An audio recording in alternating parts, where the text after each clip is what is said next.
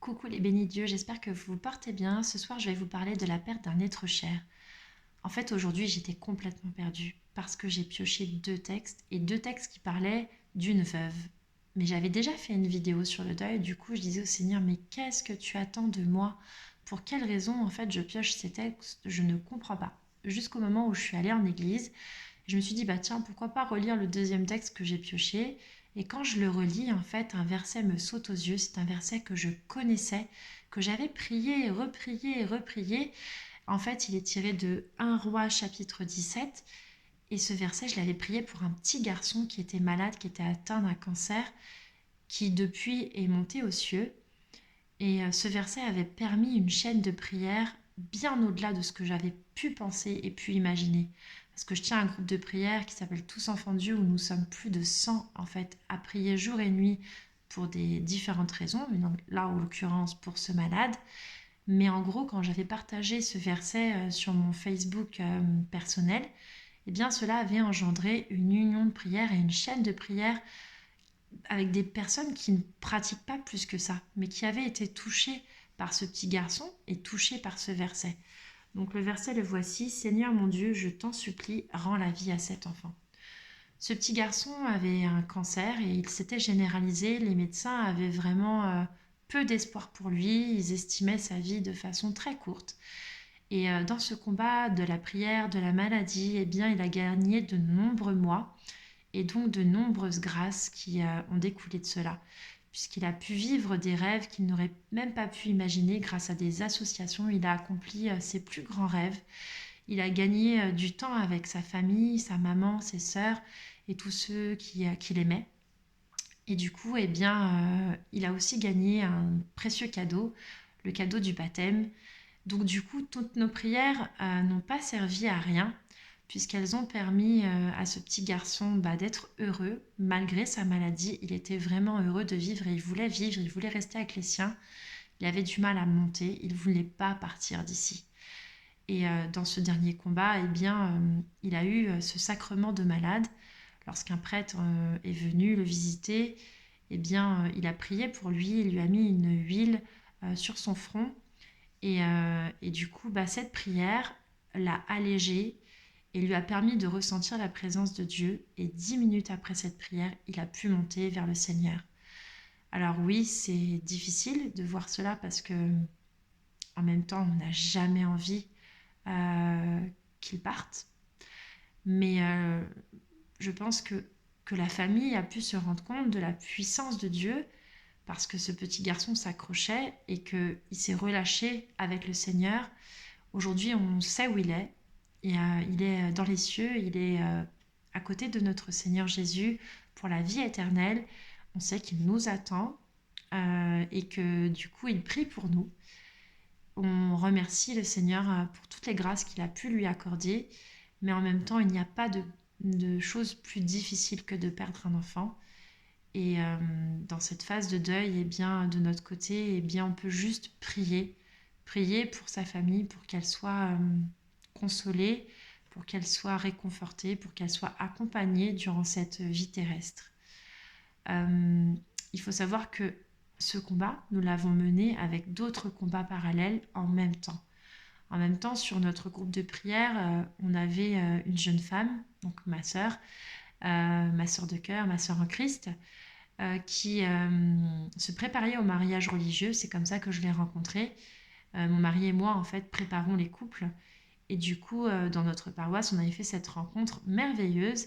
Et à l'époque, eh bien, elle était croyante, mais sa vie de prière était vraiment partielle, on va dire. Et elle a accepté de rentrer dans notre groupe de prière et petit à petit, on a vu son âme complètement se transformer, se métamorphoser. Elle était malade, ok, mais elle était lumineuse, elle était rayonnante de paix, de joie. Quand elle rentrait dans une pièce, il y avait quelque chose qui se dégageait de sa présence. Et elle avait rencontré véritablement le Seigneur, elle avait rencontré Maman Marie à travers ses prières. Elle connaissait leur puissance, elle avait foi en eux et foi en la guérison. Elle était persuadée qu'elle pouvait guérir à travers les grâces de Dieu parce qu'elle sentait leur présence, elle sentait des allègements. En face au traitement qu'elle pouvait avoir, des chimiothérapies, etc., elle sentait des choses qui se passaient dans son corps, mais du coup, elle n'a pas guéri, physiquement parlant, mais elle a guéri son âme. Elle a eu des grâces merveilleuses, elle a pu faire des rêves qui lui montraient en fait ce qui lui attendait. Elle a vu le paradis, elle a vu le Seigneur avant même d'y aller, et elle nous avait décrit les choses, c'était juste waouh, un bonheur parfait dans un jardin fleuri. Et quand elle nous racontait tout ce qu'elle vivait, elle le vivait avec beaucoup d'humilité, de simplicité. Elle nous parlait de sa maladie, mais en même temps, elle mettait vraiment l'accent sur le Seigneur dans tout ça. Elle n'était pas en colère contre lui, elle savait d'où ça venait, elle savait que ça venait du mal, et elle savait que le Seigneur voulait son bonheur et celui de sa famille. Et donc, elle avait à cœur de se tourner vers les autres. Elle s'est tournée vers les plus démunis, elle s'est aussi tournée vers les malades. Elle avait à cœur en fait de pouvoir un jour aller les visiter pour leur témoigner de l'amour de Dieu dans sa vie et de témoigner de la guérison qu'elle obtiendrait. Elle pensait qu'elle pourrait œuvrer pour le Seigneur. Et du coup, on l'accompagnait, nous aussi, dans cette épreuve. À travers nos prières, on vivait vraiment un combat avec elle. On était à 100%. On se donnait vraiment corps et âme pour qu'elle puisse ressentir l'amour qu'on lui portait et aussi en même temps supplier le Seigneur d'agir de façon puissante. Ce type de combat, on l'a aussi vécu pour un autre petit bébé. Ça a été très court, c'était mon petit cousin, puisqu'en fait, en une nuit, il est monté aux cieux. J'avais vraiment l'impression que le Seigneur pouvait le sauver lui aussi. Pourtant, on avait peu de temps pour ce combat. Il faut savoir qu'il avait été baptisé 2 semaines avant. 2 semaines avant de monter aux cieux. Et ça a été vraiment une épreuve horrible pour sa famille, pour ses parents. On n'imagine même pas en fait ce que ça peut être. Pour moi, il n'y a rien de pire que de perdre son enfant. Je pense que c'est l'épreuve la plus difficile qui soit. Et du coup, on était complètement perdus sur comment les soutenir dans cette épreuve, si ce n'est par la prière. Et aujourd'hui, on sait qu'il est là-haut, qu'il prie pour toute sa famille. C'était déjà un ange ici-bas et on sait que là-haut, c'en est encore un plus merveilleux et qui prie pour qu'un jour on puisse nous aussi le retrouver et être dans cet amour éternel. On avait aussi perdu notre cousin. Je vous en ai déjà parlé, décédé d'un cancer du cerveau. C'est lui qui nous a fait connaître réellement notre Seigneur. Sa mission sur Terre, c'était de ramener des âmes à Dieu et on en fait partie. On lui doit tout parce qu'on était complètement égarés sur un autre chemin. Et par son témoignage, sa maladie, son combat, eh bien, il nous a montré que Dieu était présent dans sa vie et qu'il pouvait être présent dans la nôtre.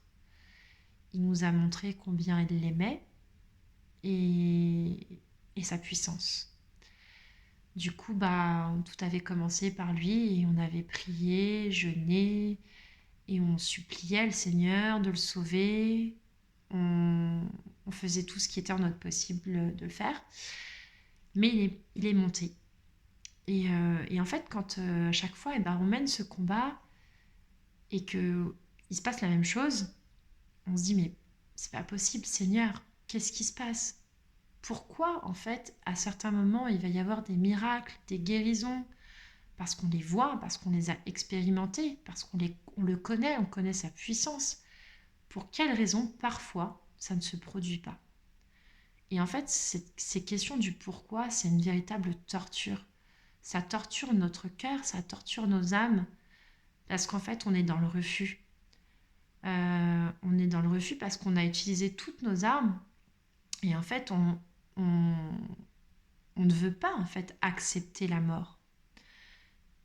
Mais le Seigneur attend de nous quelque chose là-dedans. Et il s'attend à ce qu'on puisse être consolé et être heureux de savoir que toutes ces personnes ont bénéficié d'une guérison de l'âme. Parce qu'on parle beaucoup de la guérison du corps, mais on parle si peu de la guérison de l'âme. Lorsqu'on prie, il y a des choses qui se passent, il y a des choses qui se débloquent.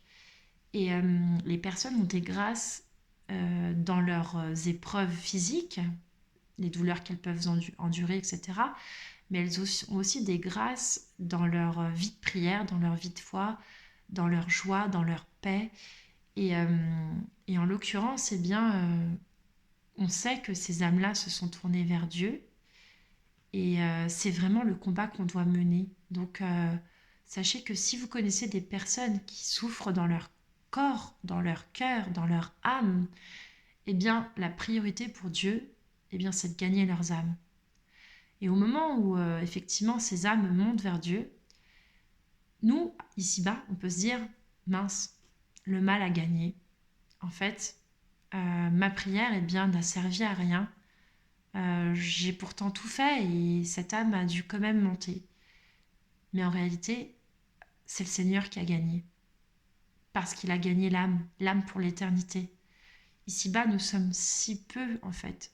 Nous allons tous devenir poussière. Et le temps passe si vite. Et au final, notre éternité, elle est ailleurs.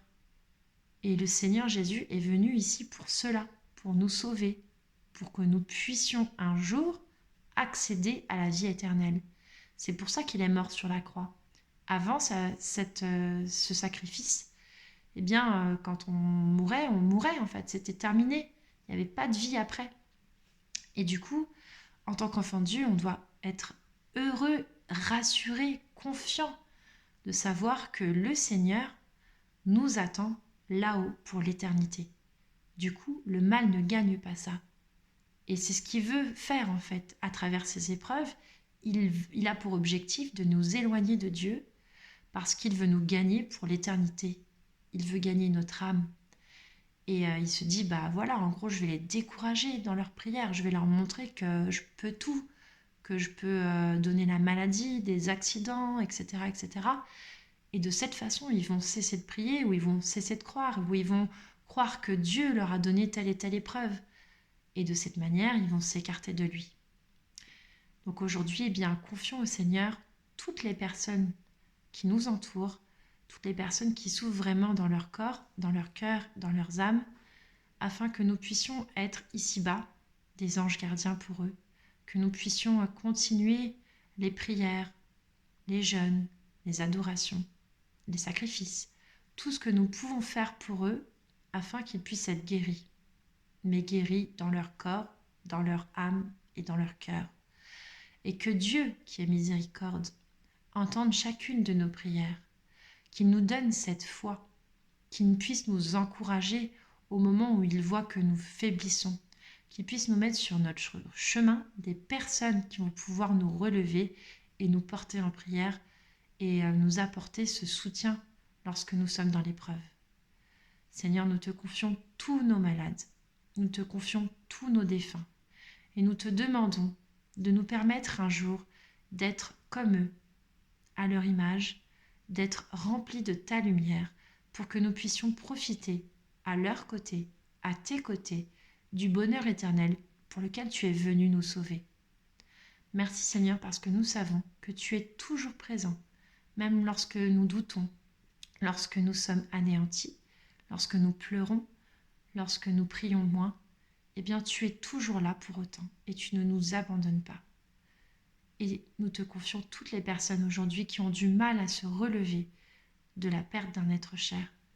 Des personnes qui sont atteintes dans leur cœur et qui du coup sont souvent atteintes dans leur corps. Elles sont tellement éprouvées qu'elles se laissent peu à peu elles aussi mourir ici-bas. Viens les relever. Montre-leur que tu peux leur donner cette joie que tu as donnée à ces malades. Parce que eux qui étaient dans l'épreuve, dans la maladie, ils avaient cette paix, cette joie, cette lumière lorsqu'ils étaient avec toi.